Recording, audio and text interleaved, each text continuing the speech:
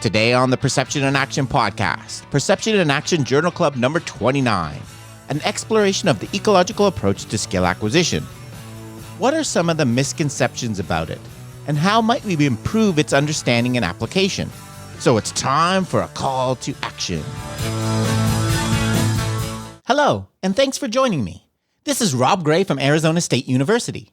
I've been on a now over 25-year journey as a researcher, professor, and high-performance consultant to understand how we acquire and adapt our perceptual motor skills.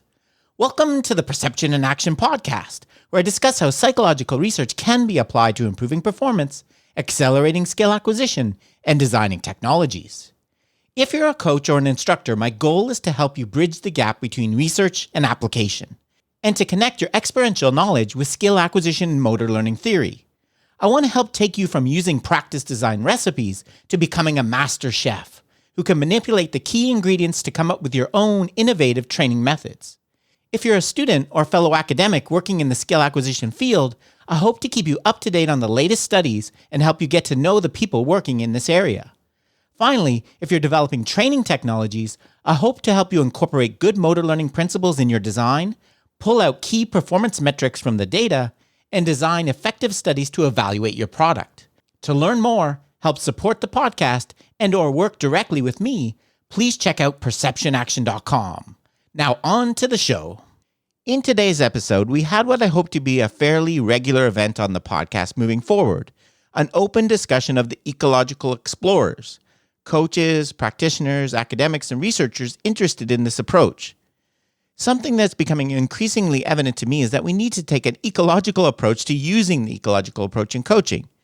That is, understanding and applying it is a continually evolving, co-adaptive, exploratory process. So I'm hoping to do more journal clubs where we think through some of the ideas together. In this discussion, I found some examples of clear misunderstandings of the ecological approach, and we consider why they might have developed and what we can do better to communicate the key ideas. Hope you enjoy. Okay, I think we're live. So I got a hello from Greg already. Hey everyone, welcome to, I guess we'll call this a journal club. It's more of a round table kind of thing to the Perception Action Journal Club. So the idea of this is what we wanted to start doing, I don't know how regularly, but getting together to discuss kind of the ecological approach, some of the things going on, where the challenges we're facing, things we're seeing, on kind of a semi-regular basis, because I'm realizing more and more that this is kind of a shared experience where you evolve and adapt your understanding and application of this. I think I've been kind of thinking about it and discussing it fairly regularly and kind of having some theme through it. I think can be valuable. So let's say hi to everyone. Everyone's been here before, but maybe. Hi, and what's going on with you, Marianne? How are things, and what are you up to related to this topic in any way? Yeah, hi. Oh gosh, lots of things. I'm busy working on the skill app content at the moment at UK Coaching, and obviously playing around with some concepts that you guys. I keep throwing stuff over to you to have a look at. Playing with my trees again as well. Mm-hmm. Yes, we were talking about that just before you came on. Yeah. I stole your trees. Yeah. Lots of, they've developed a little bit more. I'm going to ping you over my latest version. Okay. And part of it is it's all kind of related, isn't it? It's trying to sort of sense make stuff and find ways to communicate something that doesn't rely on trying to explain something different, but within a language and concepts that are kind of attached to something else. I think that's a lot of the difficulty, isn't it? When we trying to use language to explain something, if the language already has an application in another way of thinking, it sort of drifts in that direction.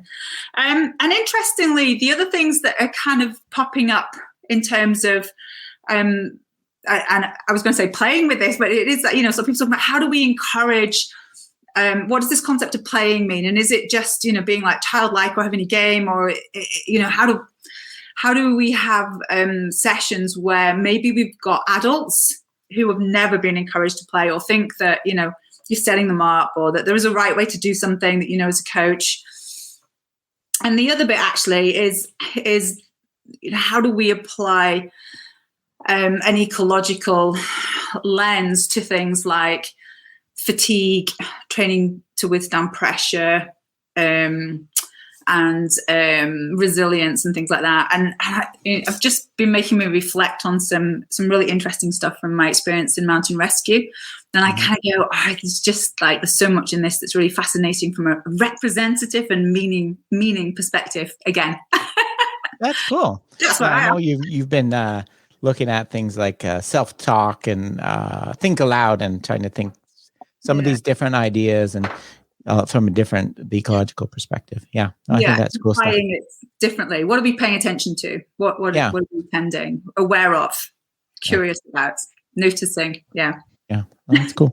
Stu, how are things? What's going on with you? Good, Rob. With lots of bits and pieces happening. But I guess I've probably spent a bit of time of late, notwithstanding my excellent podcast, which was well received with Casey, who's on tonight. Mm-hmm. But I've started to just sort of, I guess, explore a little bit outside of what you might call the traditional sort of skill acquisition ecological realm, having some interesting conversations. Recently just had a conversation with Sky Eddie Bruce from Soccer Parenting Association in the States, just talking about some of the parental dynamics, which are often kind of lost. And actually literally just got off a call with a colleague of yours, Joe Baker, who's got some really, really interesting research emerging about early specialization. And maybe it's not quite the villain of the piece that we perhaps thought it was. So it may well be that we might subject him to a purple peril on the Journal Club in the future, because there's some interesting findings there, I think. So anyway, yeah, that's what I've been just exploring of late. So nice to dive back in and to spend time with this learned group of people, including Marianne, who seems to basically doodle for a living. So tell me your secret, Marianne. You've got another career. Yeah. Were you doing your own illustrations for your book? When's your book coming out? That a year and a half ago. Craig, welcome back. What's new? What's going on with you? Cheers, Rob. Evening, everyone. Yeah, I'm just marveling at Stu's ability to sound check where he's at and produce a Hollywood-style trailer for his podcast as he does it. He's a pro. He's a pro. Incredible work. Yeah, I'm really well, thank you. I guess in the day job, I think we're going through the whole alphabet of plans regarding Tokyo at the moment. In terms of, all the emergent complexity around that and planning and connecting with athletes' motivation and situation in terms of where we base ourselves and when. So that's, pretty noisy but enriching work. I think we're learning a lot about ourselves through that process, through the adverse conditions we're in. On a personal level, lots of interest in learning.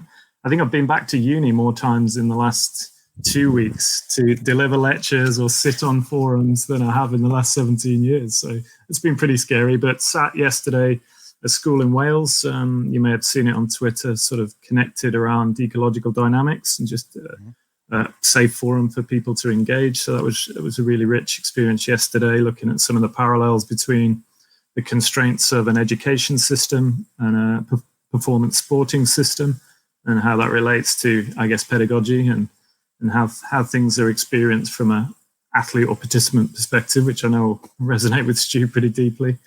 And then, a bit of co-creation piece for UKC content. So Mary and I haven't quite got any trees in there, but we've been bashing around a few things, which has been really interesting. When it got to this point, I was sharing with Carl, who can't be here tonight, but around kind of, for me, co-creation sits in a worldview where it is in and of that worldview and not an intervention tool to be used. It's kind of just deeply rooted in Marianne's tree, probably somewhere. And the heavy side of it, Rob, is I'm trying to work my way through the Bickhart case study of Gibson. So, I'm halfway through that and, brain fried, but energized for the second half after a cup of tea. Oh, sounds good. Casey, sitting in front of some complicated looking diagrams. I'm intrigued by those. Yeah, no, nothing as grand as these guys. We're just kind of getting going, training here. The NCAA, because of the pandemic, split the season. Our conference ended up splitting our season in half. So we played a little bit in the fall, took a huge break, and are back to competing here in 18 days. The cool thing is we get this kind of rare training block run up to competition that we normally wouldn't have. Normally it'd be pretty compressed and we'd start playing right away. And so some of those concerns that are often raised about these ecological approaches about timescales and, hey, can we get this development done in time? We get to those are a little more relaxed, so we can, that stress, it's always there as a coach, but it's right now we can kind of say, hey, we've been at it 2 weeks now, probably 2.5 more, and we can really dig into manipulating some activities and paying attention to behaviors as they emerge, and trying to honor the constraints-led approach or ecological dynamics as truly as possible, as opposed to what I would consider cutting corners when you get panicked due to time constraints and stuff like that. But on the other, outside of that, a lot of time spent in the office and in the gym. But outside of that, I think some of these approaches, our sport is behind in our country in respect to these ecological approaches, and we're catching up. I promise we're catching up. We're coming, and we'll get there. But I think what I'm learning is that I'm not skilled enough yet translating it if it needs to be translated for people who aren't familiar with it. And that's kind of a fun challenge. There's some stress there in terms of, man, if I screw this up, then I'm going to disappoint a lot of people on the other side of the pond, so to speak. But that's been fun, and and I think some of the things we may talk about today are things that I've run into pretty often in terms of misinterpretation and my inability or ability to kind of sift through that and explain it in a digestible but effective way. And that's been a challenge. But there's some cool people over here. Lauren Anderson, who I know a lot of you guys know, has done a wonderful job, and Harjiv Singh has done a really wonderful job of kind of getting this information out there in our sport. So we're on our way, I promise. Well, that all sounds really good. Sounds to me like we're living up to, not to pat ourselves on the back, but moving forward positively. I think expanding into other areas, this approach usually not used, trying to communicate better. That sounds good to me. But as I mentioned, one of the things I wanted to do, so these, as I mentioned, these are just going to be kind of open discussions. But one of the things kind of hitting on your point, Casey, is I wanted to address some of the misunderstandings and things you see out there. The purpose of this, I want to make clear, is not to make fun of anybody or show how dumb they are or ridicule anybody. But I think it's important, if someone's going to put something out there, the constraints-led approach is this, it's important, and it's not the way that we see it, consistent with the theory and stuff. I think it's important to point it out and give an alternative view. I think it's important for us to do that. So that's what my motivation is for this, right? So I want to. There's a couple ones you guys have seen. The I don't know if it's worth sharing my screen for this. The first one I want to mention is there's I don't know if you've come across, anyone else has come across Raymond Verheyen. Yeah. He's a soccer coach. Right, soccer, right, Sue? That's right. Yeah. He's written a book, and about soccer, and someone else, a couple of people have forwarded this to me, and also he's on a recent podcast talking about this. Let me put up, see if I can share this. I don't know if people will be able to read this. So he's talking about perception. He calls it the perception action model. And from ecological psychology. And his basic point he's making several places is that he sees the perception action model as fitting with individual sports like sprinting for Usain Bolt, but that it doesn't work in team sports. And I've seen him express this a few different ways. And again, my purpose here is I think this is a major misunderstanding. So the reason below, he's showing below. So he's saying the reason it works in team sports is, right, Usain Bolt is he's perceiving a signal to start running, and then he runs, right?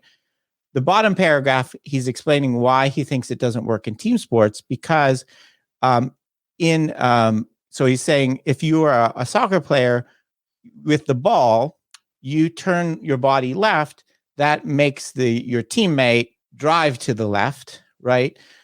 So you're giving the person so you've influenced the perceptual signal before you've acted, right? So it somehow corrupts this perception action model, right? Because you're not getting this pure perceptual signal, right?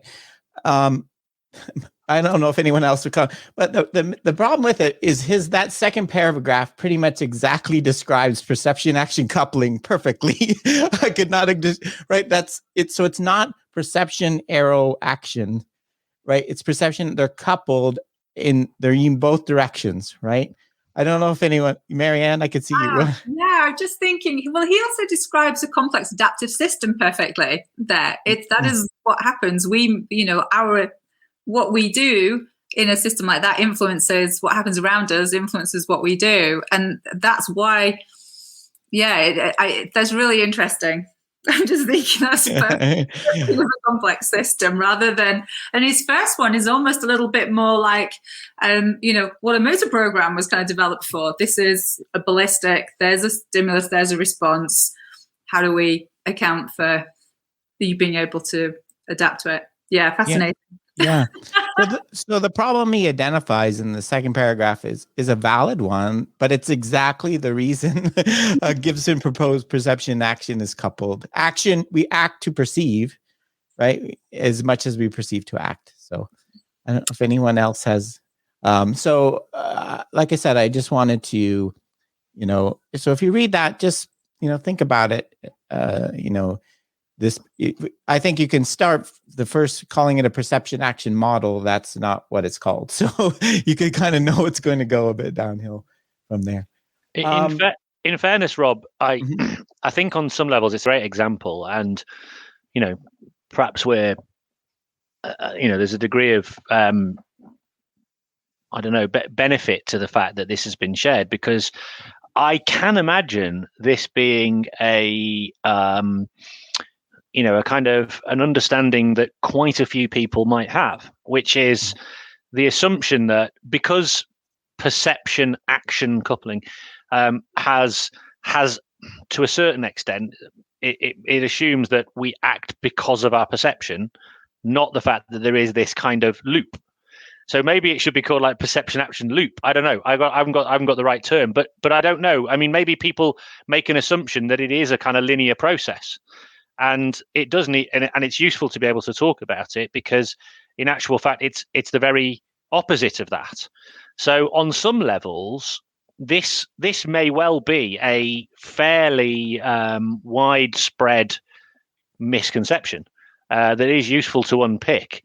But it does make me wonder whether the term, again here on a terminology, whether there is a better way to articulate this, or maybe it's just a question of getting across what it actually is and what it actually isn't more readily to people. I'm not quite sure.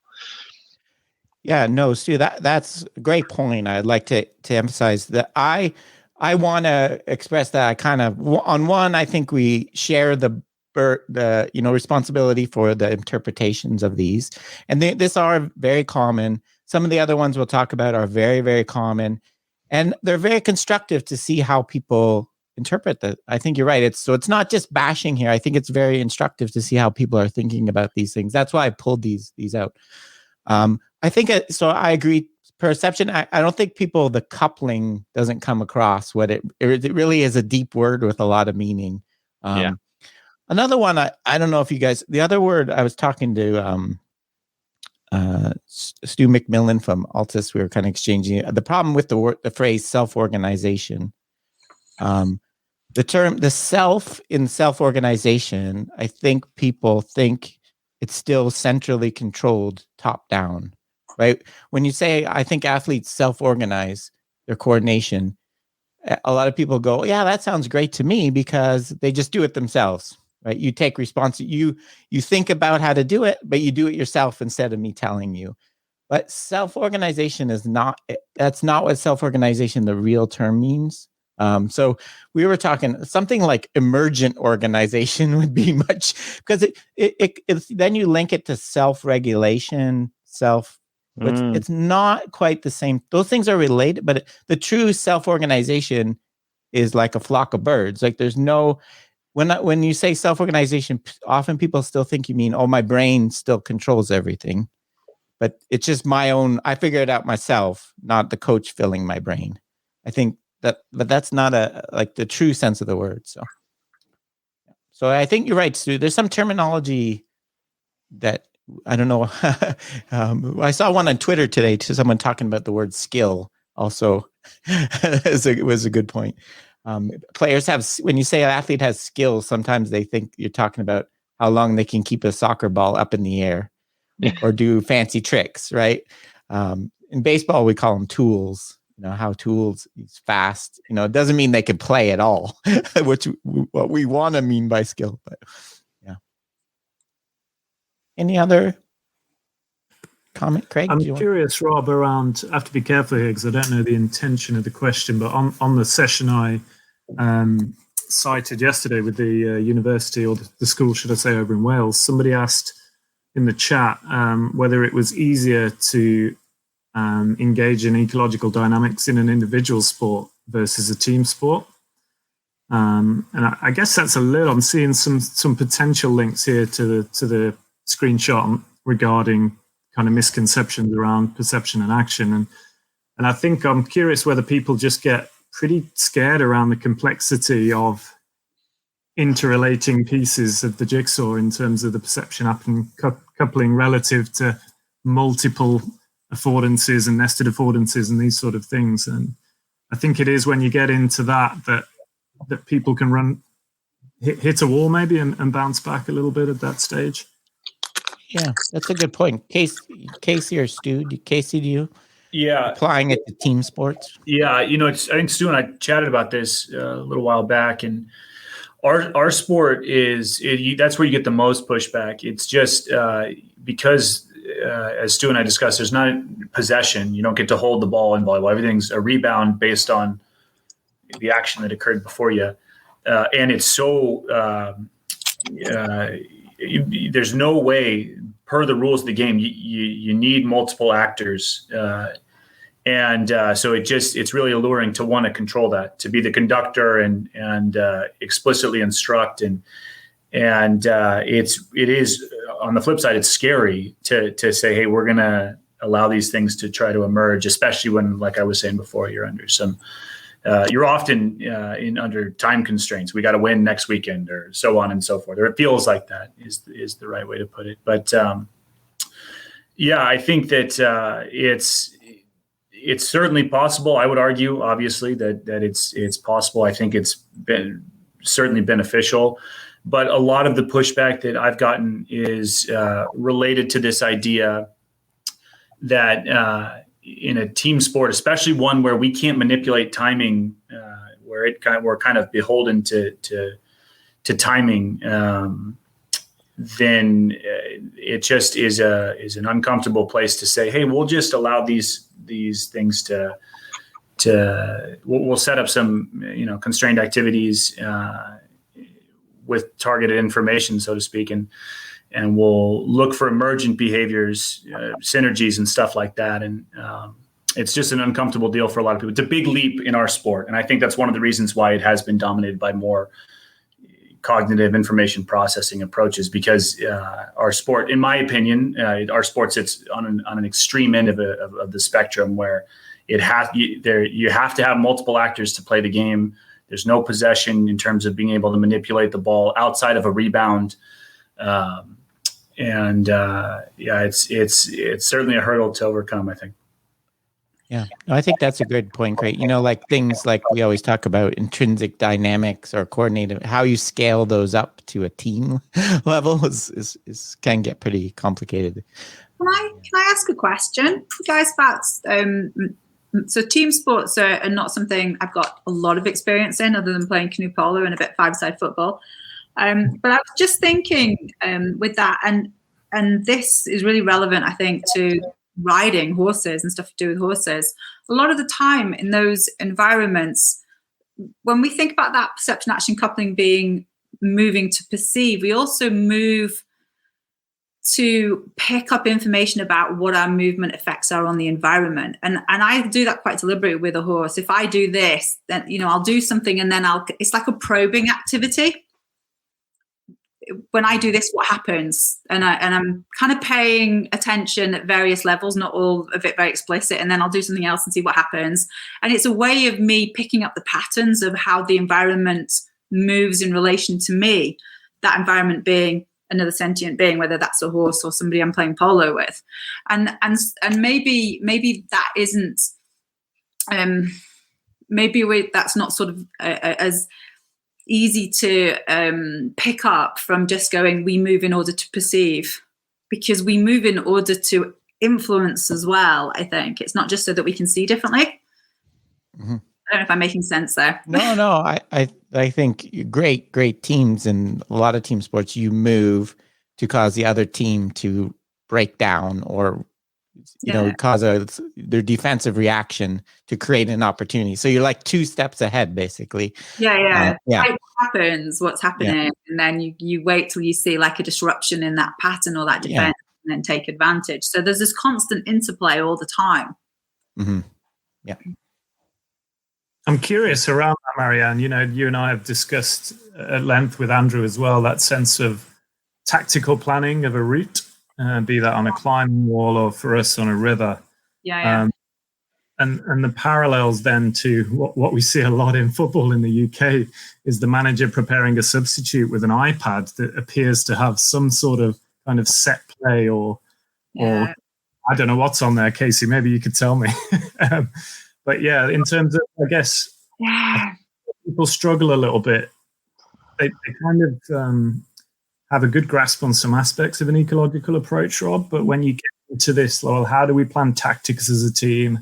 How does set plays, and what does that actually link to how behavior is emerging when it's actually realized in what Andrew would call the law-based domain, I guess? It's interesting, Rob, because I would have said that for most people, the team sport space where you've got such very obvious dynamics. So the dynamics of information being present from connectivity with teammates, information being present from the dynamics of opponents that we need to attend to and attune to. That is a very naturally very rich information, kind of rich environment that naturally you think, well, obviously, there's others that we collaborate with or contend with as a means by and their action, their movement, their cues, if you like, are relevant source of information that should be an important part of how we discover ways in which we can become more skillful. That information, and so that's very obvious. But when you don't have that, when it's just you, and particularly in sports like, let's say, golf, where the reality is, so in canoeing, for example, or in riding, there's a lot of information present by the fact that you've either got surging water or a lot of different dimensions that are at play in the environment that are still going to be there for you. In riding, like you say, there's a sentient being, but in a game like golf, there's basically just nothingness in reality. However, there is obviously still a load of information present, and so strangely enough, it's very odd that you would draw this conclusion that actually an ecological approach is more at home in a scenario that is essentially robbed of information, like sprinting. Because ultimately, if you look at it on a very simplistic level, and I'm not, but if you were, there's basically a bang of a gun and run as fast as you can. There's not much else to it. Obviously, there is loads of stuff. But you'd think to yourself, well, hang on a second, if there is ever a space where perception-action coupling exists, it's probably less there, and it's going to be more in the space where there's loads of bodies that actually you need to consider. So it's very odd that you would arrive at that conclusion.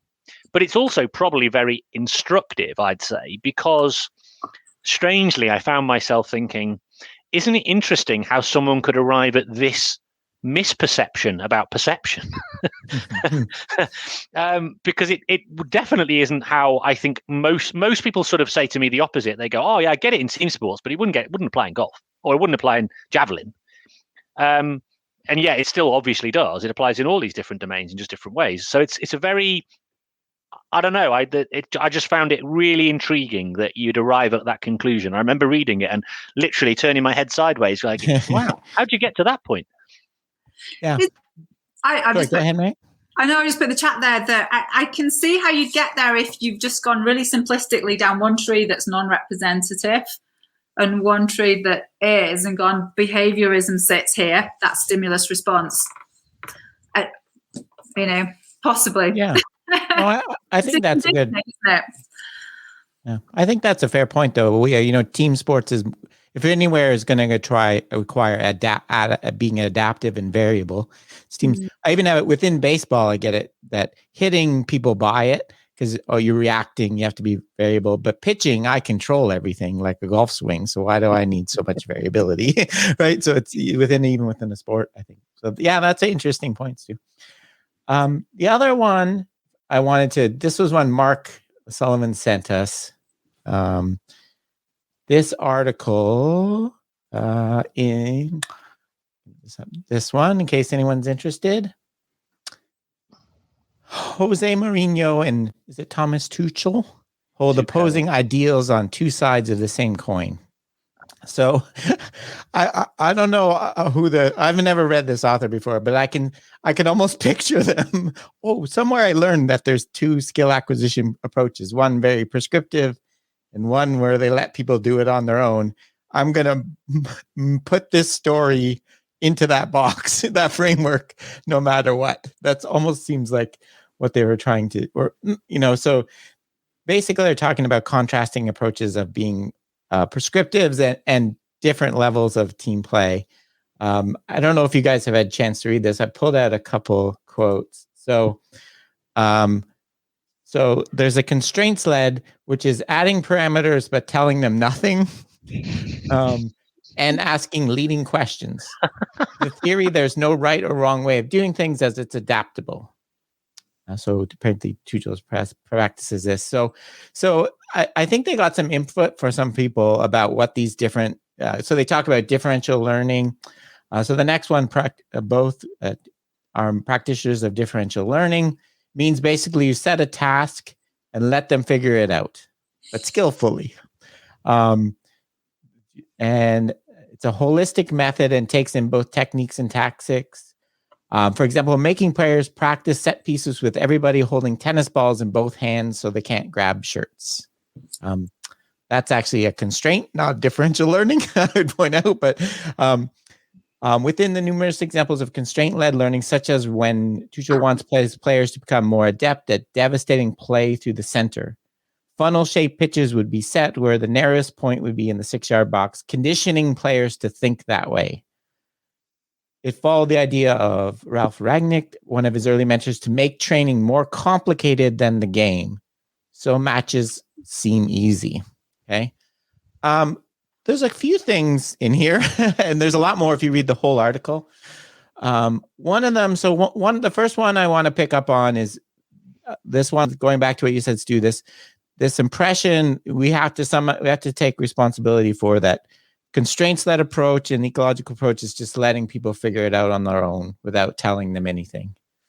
That is an enduring thing I keep seeing over and over, that it's completely hands-off coaching. So telling them nothing. Do you guys still see that impression? I do, I think, but strangely, because I'm not. I don't know. I don't know whether it's entirely a misconception, but or it's just the assumption being that, using constraints led and you define the environment in such a way that you then just let people work out on its own is, I think, more a sense of what it feels like or seems like in comparison to the alternative, which is very directive. Mm-hmm. So when you take an instructional approach, which is very much defined by an individual who's saying, you do this here and you do this here, and I'll show you how, and I'll tell you what, and I'll and all those sorts of things, and then you look at an alternative of that, which looks in relative terms to be less interventionist. I think the assumption people draw then is, oh, you're just completely hands off. And it may also be that some people's assumption, and therefore some people who espouse them to be practitioners of, say, a constraints-led approach, actually do act in that way. So, I definitely have heard of lots of people, game is the teacher, so there's your game, and I'm just going to fold my arms and see you again in half an hour type of thing. So I definitely think some people have taken the concept and made it that.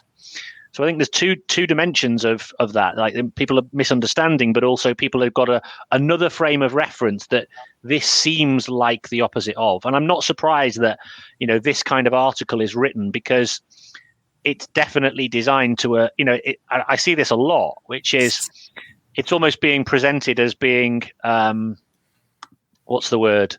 But a bit like voodoo. It's a bit, witchcraft. They're weird over there. Weird, strange things. I see that a lot, and this feels like this could be in that bracket of, presenting things as kind of strange. Particularly when you see, someone like Tuchel coming in who, has had a lot of success elsewhere. And people want to present him as being mysterious. They did exactly the same thing with Arsene Wenger when he first came into the Premiership. Oh, mysterious, diet, nutrition. It's very strange, weird. So it's just one of those kind of things, I think, where they're putting it against a kind of dominant cultural narrative and kind of trying to create a story from it. Yeah. No, that's definitely the feel you get in this article. Sorry, Craig. Yeah. Sorry, Rob. I do wonder, Stu, like if there's people get drawn into what they can't do. Yeah.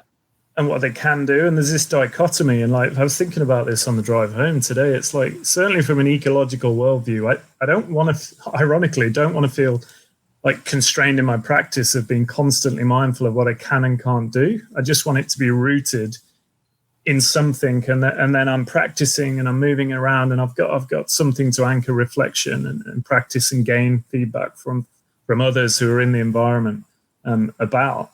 But I often wonder if, people get lost in what they can't do, probably because of some of the Twitter discourse. I think it's still pretty common. Like, I don't know where questioning sits in an ecological approach. Don't know where instruction sits, as in it doesn't. And I think it's, just becomes this like fearful domain, because as you said in your latest YouTube, Rob, it's like it becomes a list of what you can't do anymore if you go there.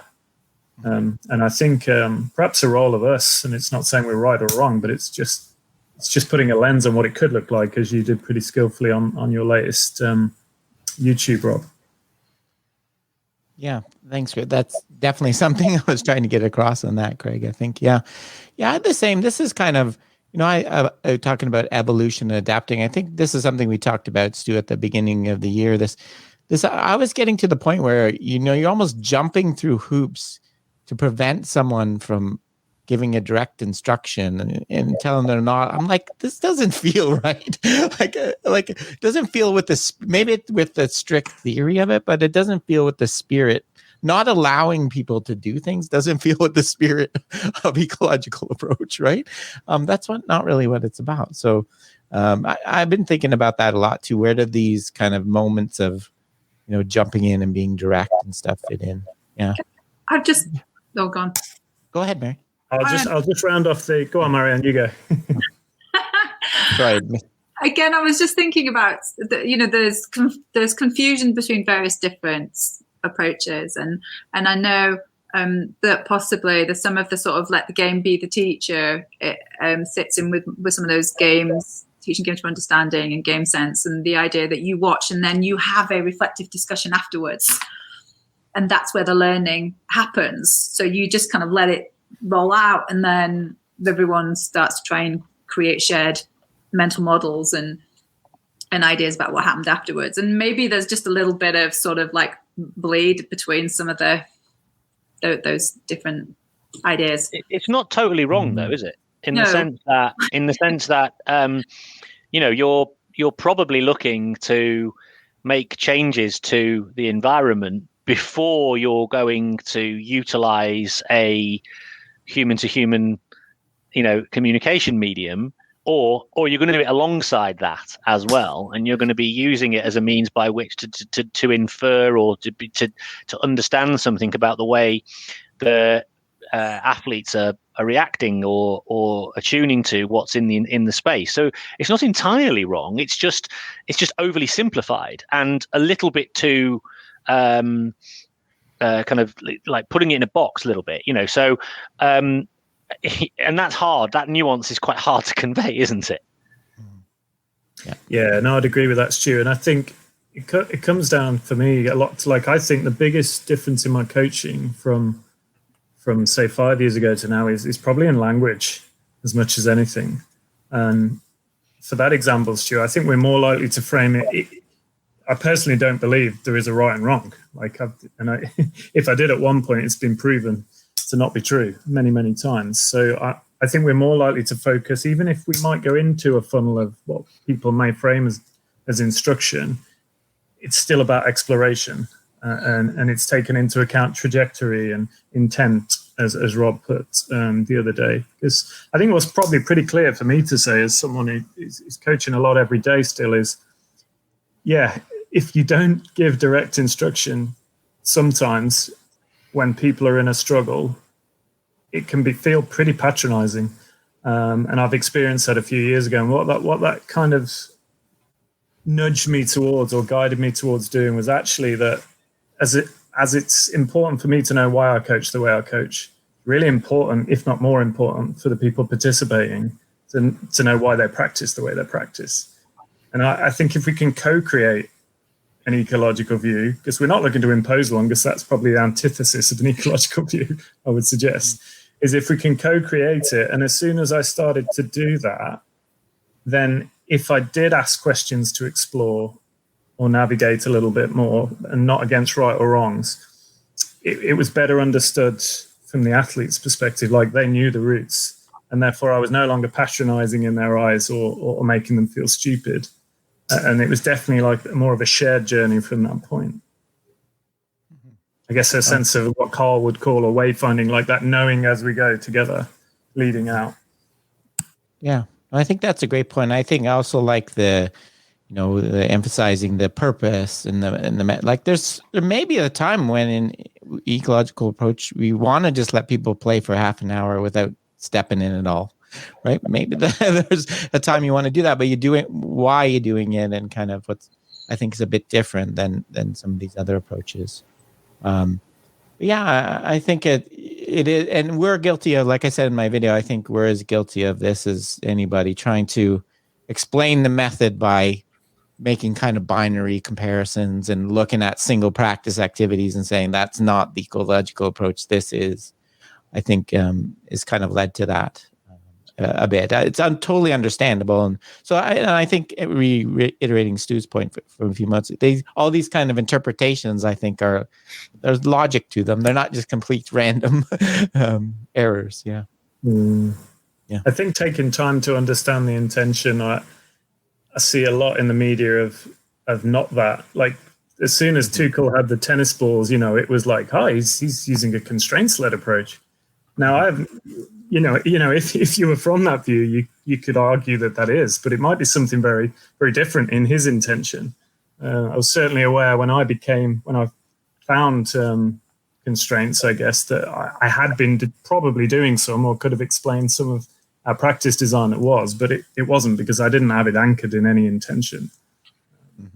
So I think you touched on that, Rob, didn't you, in your latest release, in that the methodologies aren't the approach, and therefore it's possible for the same practice to be viewed, but actually it's anchored in very different approaches, if that makes sense. Yeah. I just actually had a meeting with a bunch of baseball coaches before this, and I suggested something. I can't remember what it was, but they were like, "What? We used to do that 15 years ago. Well, we thought we couldn't do that anymore." And I'm like, no. I'm not surprised you did, because you're smart. You figured it out way before me. It's just we're putting constraint, calling that a constraint, holding a tennis ball, now kind of puts it into a theory and lets you think about where you can go from here. If once you understand what that's specifically trying to achieve and how it fits, what's the next one you can do and how can I add to this? It makes it into a nice framework, I think, rather than giving here's the specific constraints you use in soccer or volleyball or whatever. I think it's really important to go back to Craig's earlier point as well around co-creation and permissions, and what the athletes' intention is and what they want. So you kind of get away from it feeling like that the coach is just setting them up to see what happens when they fail and whether they'll learn from it, and watching them struggle because that's better learning or whatever. So I think the context of the whole environment, the whole session, and all of that decision making is really, really important. But it's both. It's the coach and the athletes, and very much around permissions and intentionality with both. And that safe environment then comes into play in there as well. Yeah, and the last example I wanted to use is, I'll just read this one. This is the one you sent me, you posted, Marianne. It's we actually learned this was written a long time ago, and I think this makes an important point about the connection to methods. So let me just read this paragraph. The fundamental part of manipulating the constraints is ensuring that the learner is developing their own thinking and understanding. With our help, they should be able to anticipate and perceive what they need to do to adapt in order to achieve a task or action when one of the constraints has changed. They should be able to state, if I do X, then Y will happen. They are making the link between the three constraints, and they understand the impact they will have on their performance. When this link is not there, then the performance will break down. Right. So we saw that. I was like, oh, that's so the problem with that, of course, is like if X then Y, that's really not fit with. But we since someone told us this was actually written 7 or 8 years ago, and I think that makes sense, because this is what I would call manipulating conditions. I like to distinguish conditions and constraints. So that's like we've known for years, people have used small-sided games in soccer, but they've been used more for this reason. Let's learn when you should pass and when you should shoot. If X, then Y rules. To me, that's conditions of practice. It's not promoting self-organization. That's what the difference, constraints, right? You're learning, you want them to learn to think and understand. To me, that's the difference here. So it's the same method, can be the same method, but kind of for a different purpose. So this isn't wrong. Like if you use this as an explanation of what we think about the constraints that approach now, I would say that's a very incorrect interpretation. But back when people first started using what we now call constraints, like small-sided games, this is exactly what people were thinking. Yeah. And I think, Rob, you've what you said earlier on about how you had coaches saying, "Oh yeah, we were doing this 15 years ago." That's because they are thinking that when they used conditions in the past, that's the same as constraints, but it's not. And I think the example I would use that's really common is people think either in hockey or football or basically, like, "Oh, we're playing a game and it's 2 touch. Why is it 2 touch? So we get more passing." And people, in theory, have to look up to be able to find passes, we assume. But that just basically says that predefines what actions are possible. It doesn't encourage an individual to explore what information is there to define how I might where I might pass, if I might pass, all these sorts of things. It doesn't do that. So people assume that which is a conditioned game or a condition in a game, which defines and constrains action possibility. But in a constraints-led approach, now, by the way, that condition is a form of constraint. And it's one that could be used. I'm not saying it isn't, but so it fits within the broad repertoire. But some people assume that's constraints-led approach. No. A constraints-led approach, if you were to use that model, you'll be doing it for a different reason. So some people thought, well, all I'll do is 2-touch, therefore we'll get loads more passing and people will look up more. Right. Mm-hmm. But then they were often very surprised then that when they took the constraint away, and by the way, players hated it, but when they took the constraint away, that they didn't see this magical load of passing. What they actually saw was players going, oh, I'm free now, I'm going to run with the ball. So it didn't work. It didn't work that way. So what we might suggest is some alternative, or they didn't perhaps get the outcome they were looking for. So that's when they start instructing, pass the ball more. So the alternative is to look at a way in which we might explore when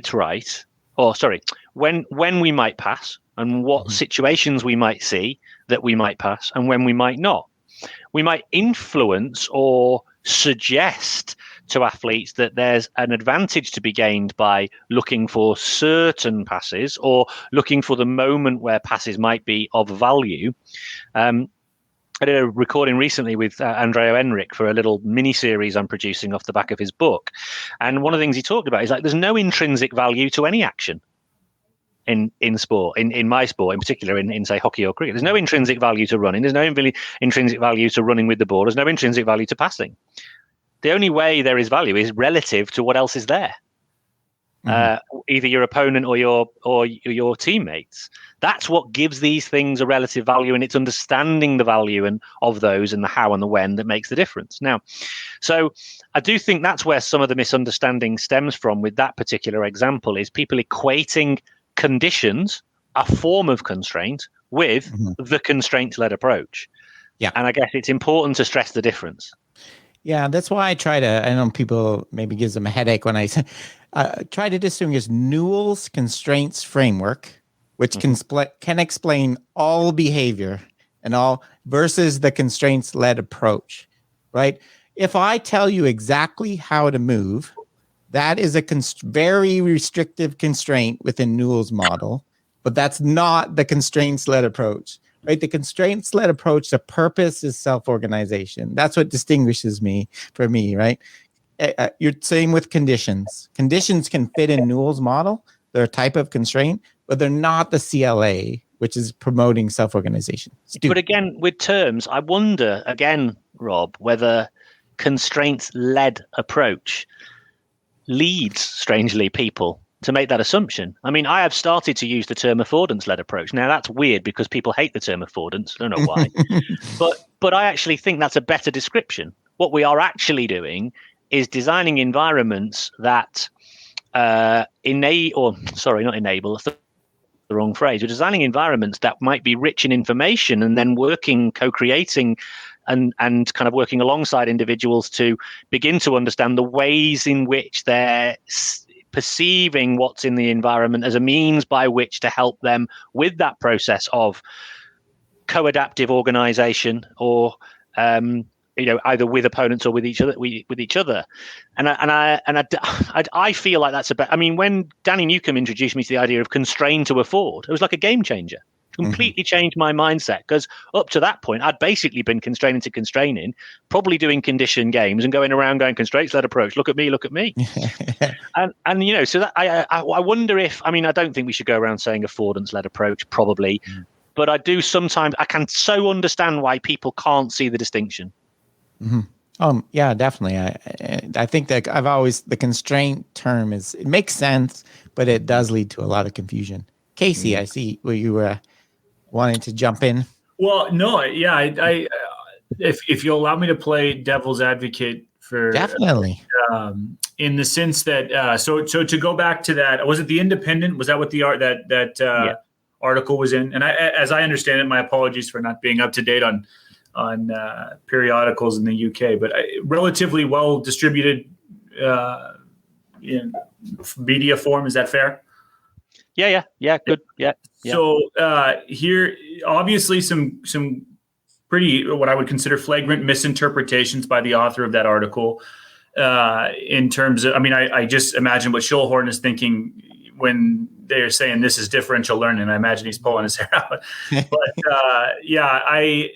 the fact that there's an article touching on this stuff and putting some of the terminology out into the general discourse around coaching, part of me feels a little bit optimistic about that. And now there's obviously a large group of people like you guys that are going to have to come in and clean up the mess, so to speak. But one of the challenges we run into, at least for me, is that, if this is a viable model, or these are legitimate approaches, where are they? And you it's a little bit of an uphill battle, especially for in the United States. I think it's really tough in the United States personally, because for whatever reason, coaching has tended to skew extremely prescriptive and really put the coach at the center of it. But at a minimum, I can go, hey, look, here's this incredibly prominent sporting organization, and they're using these things. Now, they're not represented well in this article, but I was excited to read that, hey, the term differential learning, the idea of constraints, was put out there in the general public discourse at a level that's arguably, Chelsea versus Tottenham this weekend was probably the second biggest sporting event in the world, only because the Super Bowl was played, right? So I think that to me is it's encouraging. There's some cautious optimism there, and obviously we need to manage the message in a much better way, much clearer. But the fact that it's out there, I can go, hey, read this article, and I'll clean up the mess afterwards. But it is out there, and it's out there at some levels that are very consequential. Is a very inappropriate term, because all levels are consequential. But from a financial standpoint, from a visibility standpoint, arguably the most consequential levels of professional sport, and that to me is a big deal. That's a good point. I think I'd rather people write about the constraints-led approach or ecological approach and get it wrong than not write about it. Yep. Yeah. I'm glad you said that, Casey, because I was thinking before doing this, I was very hesitant to do this. Part of the reason is I don't want to stop people writing blogs and podcasts and people thinking about how they're using it. Like, we keep emphasizing the understanding and applications like an adaptive, evolving. So I don't want people to be afraid of that. We're going to slam them for getting things wrong and things like that too. I think that's an important point. I think people expressing their views on how it works and maybe aren't exactly like the textbook, I think are important for sure. Is this like this is like a vicarious think aloud, isn't it? What is it that people are attuning to? What are they curious about? What are they noticing in what's being put across? Because that tells us, the affordances that they see in this at the moment, and an opportunity then to, like you say, think about it, do more research, have these conversations, find different ways to explore and communicate. I'm reminded there, Casey, of I think it's Colin Cronin who gave a session with UK Coaching, I think, Marion, actually, relating to social capital and its influence. And, the body coach would be the equivalent here in the UK around his views on what physical education is. And I guess it's that concept of, is there such a thing as, bad press, or is any press good because it invokes, hopefully a deeper curiosity or some other parties to bring different views, and then people can sense make between them. And familiarization with just a word and a concept so important, isn't it? And that's why they use implicit advertising for that entirely. That even if you hear something but you don't know what it means, the familiarity means that it's something that you can. Because a lot like the language is pretty hard, isn't it? People first hear it and just go, and like you've said, things like using constraint and manipulate doesn't sound really nice. Yeah. And I guess you could debate, like, on the applied level, the coaching level, how critical it is to worry about getting the details right. For for the research side, especially when there's, we've documented a view that this is nothing new, and it's a lot of, when people mix it like this with things that aren't quite right, it supports that idea, and sometimes. But I think we can take it a little too far with trying to, oh no, you haven't quite got it. But I think that's interesting. One of the biggest things, I'm slightly reluctant to throw this out there, Rob, because I feel very inadequate at backing it up, and I was hoping Andrew would be on tonight, but hence reading Bickhart, really. I think one of the biggest misconceptions that I come across is that the sense that an ecological approach refutes any cognition. And that has really energized me to go and understand, and the conversations with Andrew about, okay, where does memory fit? Where does imagery fit? Where does imagination fit? And I think that's congruent with the issues some people have around this shared mental models in team sports and things like this, of like, how can we plan team interconnections and scenarios and set plays if there is no cognition. So I know that's misinterpretations of Gibson's work, as I'm somewhat finding so far. But I think, touching on that and trying to simplify that as much as possible will open people's minds to be more curious. Yeah, no, that's a great point, Craig. That's another very common one. And when my discussion of what self-organization is and isn't is exactly the kind of thing that feeds into that. There's no thinking, there's no cognition involved, but you were talking about when it's involved is kind of the important point. Yeah. No, that's very true. I think that there's leaps happen, isn't there, between perception and everything else. No, I think that's a really important one. I think there's a when and a what as well, isn't there? So the cognition isn't what exactly you're doing with that body part at that moment in time either. Yeah, that's kind of what you're not mentally controlling. Yeah, I find that a challenge too. I had someone on Twitter exchange was asking me, is exploring, looking for a movement solution, a mental skill? And I was like, my initial reaction was no, but it depends what you mean. We get the same thing too with representation. I had my reaction to, I did an episode on imagery a few weeks ago. I got an interesting reaction to that. You're right. It goes back to what you were saying, Marianne. There's these everyday meanings of these words sometimes that, you can't use them almost, and, you got to redefine them. It's a challenge. Just making me think there, actually, that one of the other things that's interesting is this idea that everything has to be external and your focus of attention is always external.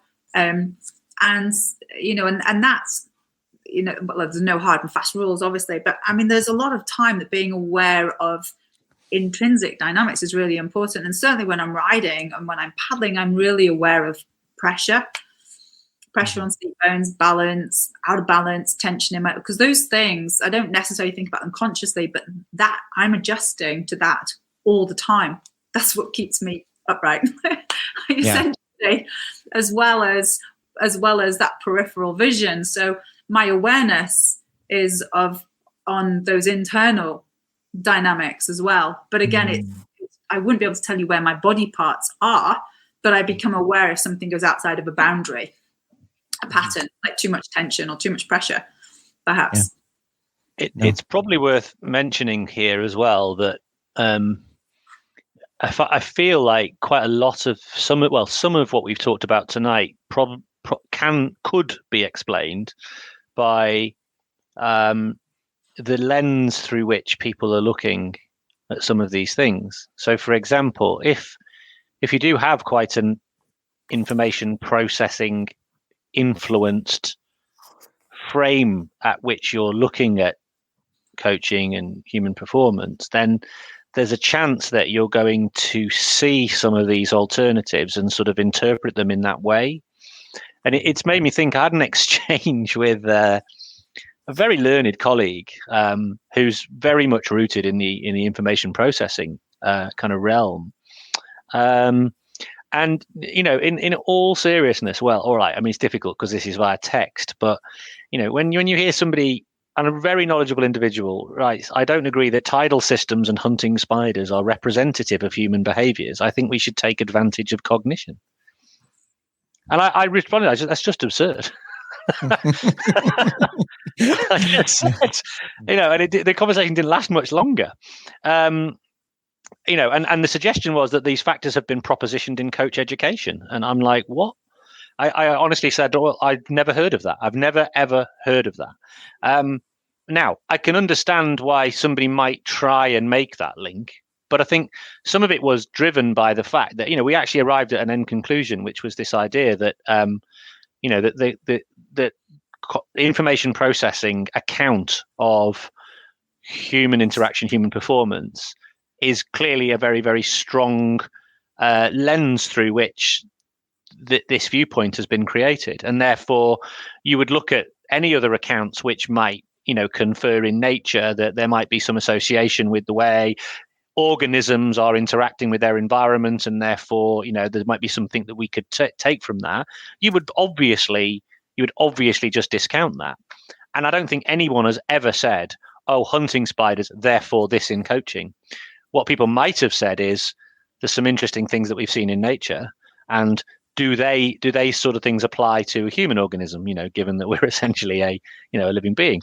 And you, Marianne, talking about, you know, working with, you know, animals, you know, there's some interesting parallels to be drawn there. But it just made me think about, you know, where do some of these ideas or misconceptions come from? And part of it, I think, is it's a misinterpretation that's created by individuals still holding on to essentially information processing accounts of how people act, which can skew the way you would then perceive the constraint-led approach. And I think that's kind of where you were coming from right at the outset when you did the original video, Rob, you know, where you sort of contrasting the two standpoints.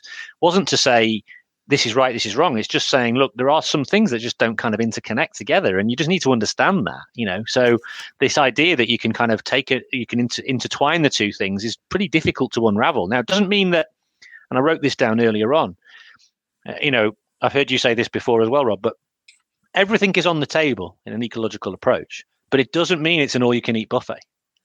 And you've said that before, Rob, and it really resonates with me. It's not an all-you-can-eat buffet.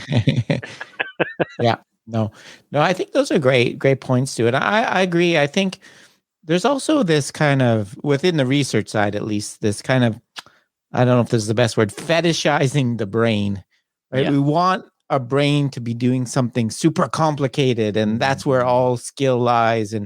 And you just have to look at animal, like Marianne, like how skillful performers animals are is not really that different than skillful athlete, right? It's I know there, so I can see people's, you know, resistance to it. You're right, from their lens, like you were saying, Stuart. I mean, I'm probably going to get completely shot down for this. Just prepare. But I sometimes find there's a little bit of kind of wanting it to be the brain. There's two aspects in that as well. One of them is that, you know, you can kind of then sell somebody something to fix it, a bit of programming, for example. and that's the other bit, is that then you can kind of go, well, you know, there is a little bit of that maybe is a bit easier than the other option, than trying to look outside of that if it's just the brain. And you know, like I said, I've been thinking a lot about things like fatigue and pressure and stuff. And one of the things that I've been noticing recently, particularly with River Tiger, with my horses, is that her levels of spookiness, arousal, sharpness very much seem to be based on, and she won't be consciously thinking this, but it's like, you know, is the environment safe? Like, it's not windy. We haven't got an event horizon where she can't see stuff. You know, think big tigers could sneak up on her. That her mom's there. That, you know, there are things in the environment that would and Kathy Sierra will probably talk about this being, the central nervous system just downs the slack in the system. So when she's feeling fit and confident and she's rested, her behavior is much more confident. Her action capability changes dramatically. And you will hear people saying, oh, my horse is just being a complete pain today. It's on purpose. I know it's not spooky. It's not scared of those. It was fine yesterday. And it's just like, well, yesterday it probably had another horse around. It was rested. It wasn't windy. There weren't these perceived threats that then downgrade the action capabilities that horse is happy to invest in playing or doing something else. Hopefully I'm making sense here. Now, with a human, that is like you'll sit down and have a conversation about that being actual decisions that are actually made consciously and cognitively that you can go and but I think there's a lot more going on. I'm not, obviously we do have cognition and we do have, we do think about things, but then there's whole other stuff going on in like outside of our conscious awareness that is just part of us being a system. So if we want, to perform, there are other bits that are influencing that. Hopefully that makes some sense. No, I think it does, man. I think it reminds me of some people want us, another common thing I hear people say is the ecological approach is just about coordination, perception, action, right? And it's like Craig was, no, it's, I still want to bring in concepts like cognition, motivation, autonomy, confidence. It's just where those lie in the interaction between the person and the environment, just like everything else. Yeah. At the moment in time. And those things do dramatically change action capability in a way that isn't, it's not just that's your physical ability and therefore it should be the same another time. There's all these other things that are affecting it, but they're not necessarily all things that we can consciously be aware of. Or necessarily. Marianne, do you think, just looping back around and running with that, I was coming up with this when you were talking about like feeling and sensing the horse and the weight and under you, and it's very much similar in paddling, and I'm sure it is in various other domains. I get a sense of, that due to socio-cultural factors, are we thirsty to extrapolate learning and put it into words and document it and prove it, and I mean, Stu and I have talked about this around it, like, are words suitable to explain what goes on in perception action coupling, and the difficulty of some of the athletes who just like, I don't know how I do it, but yet they're still thirsty to be able to articulate it to you. And I'm really curious about where that comes from. And when I think about like local or at systemic levels of even how we're asked to do reflective practice or meet targets or KPIs or document learning, it's all like really thirsty to extrapolate things out of a brain or out of a performance and kind of make sense of it and put it on paper and go, okay, that's me. I'm good to have another month's worth of probation or something.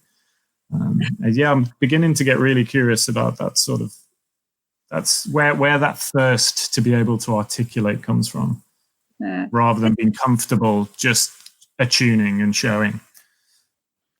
I guess even if we want to attune, meaning still seems to have an awful lot of power and matter to us in terms of learning. But and maybe that's where sort of like things like analogies and storytelling and things come in that I think do sit really well within an ecological approach. And perhaps it is that we've just got used to having something that we can share and measure. And so our language with that sort of mechanistic and industrial revolution type language has then influenced the way in which we think we need to measure and discuss learning. That's where a lot of the conversation I was having in that text exchange I was talking about stemmed from, this constant reflection back to sources of education.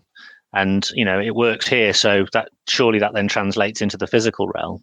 And I'm like, well, I don't see the support for that. I also think it's partly because we're very used to telling ourselves comforting stories about our amazing capability in the world and how our big brain is what's kind of, like been our we're at the top of the food chain. Why? Big brain. And we're very good at kind of retrospectively mapping reason onto action. And so it's quite, you can understand it really, can't you? Because like it's subtle, that there's a part of our brain that I think when people talk about cognition, I think what they're talking about is, basically the brain is all powerful and the brain's making it all happen, right? Because that's an appealing proposition. It gives us comfort, that the same aspect of our brain that stops us putting our hand in a fire or walking off a cliff is responsible for our amazing performances. And to then feel like you were saying, well, no, actually, that's just one part of a complex adaptive system that builds into this, and it works in a different way than you probably think. It's not working in to out; it's working flowing both ways. People, I think, go, huh? Yeah. I get it, right? Yeah. No, I totally like linear causality. Yeah. Simple time descriptions of time are very comforting, right? I did that. I want to take credit for that. Until something happens that you don't want to take credit for, and then it was just some crazy happenstance. The environment. That was a constraint. I'll take it. Yeah. We do give up some of that complete individualism, though, don't we? When we recognize that it's a social environment interaction, it's not just us. Yeah, and it's scary. It's scary, isn't it? That's a scary concept. And it feels, and again, we used the phrase earlier on, like manipulation. I guess some people feel like, oh, it's a little bit manipulative, because what you do is you're forcing human beings through the clever manipulation of environments to do things against their will. Because, of course, there's this concept of will, that we are, again, we're rational actors in a context where we're doing this. And then now we start talking about things like consciousness and free will and all those sorts of things. But I don't want to get into that realm. but interestingly, I do think there is that. And I think you really touched on something there, Marianne, this idea of, you're essentially suggesting to somebody, you're not quite as smart as you think. You're just going to kind of respond to things that are in the environment in a particular way. And the more you attune to that, then there's an idea that you might become more skillful. What you mean? It's not me? I'm not the person doing it? I'm not having it. Yeah. No, I think that's common. I've often, on a kind of a slightly different way, I've thought that's partly why people were resistant to the deliberate practice idea. Yeah. What do you mean it's not genes? What do you mean? If I tried as hard as that guy, I would be just as good. Like if I put in as much practice hours, I could have been great too. No, I didn't have the right genes. That's much easier to accept, right? Than my own failures. Yeah. I'm a victim of my parents' connections and everything else. That's a much easier association than I'm just lazy. Yeah, exactly. Yeah. So, and I think this ties around, one of the things I always have to, accept is that people can do these things if you ask them to. Like an athlete can think aloud. They can tell you what they think they're doing. Like we do this. It's just we don't. The ecological approach kind of downplays that that's actually what's happening in the moment and driving but it doesn't deny that people can have metacognition and tell you what they think they're doing. You have to accept that's there still, for sure. Well, it looks like we've gone past an hour, guys. Maybe we'll start to wrap it up there. Hopefully this was, so as I said at the start, I'm hoping maybe we can do this fairly regularly. I don't know how often, but just random conversations, explorations of this. I think this has been very helpful to me. I'm still learning about all of this stuff too, and thinking about it and stuff. So it really helps me just to discuss. Any final thoughts anyone wanted to get out or? One thing I just wanted to share that I thought I was thinking about while we were talking about this is, I think there's a really interesting area. And I think going back to what we were talking about earlier on about how I can't remember like mainstream media talking about these ideas. So what we're now beginning to see is individuals in the professional realm professing to utilize some of these ideas openly, which is good, because I think for a long time many of these ideas are actually have become increasingly commonplace in high performance realms, but I think sometimes have been kept secret because not everybody wants everybody else to know, A, they're doing that, and then B, they don't necessarily want to translate it down for fear of, we don't want recreational coaches to be playing with these because this is an advanced thing. And I've definitely heard people talk about that. This is for the advanced realm, so you've got to be an experienced practitioner to embrace this, which I totally reject. So the fact that it's now become a little bit more commonplace is a good thing.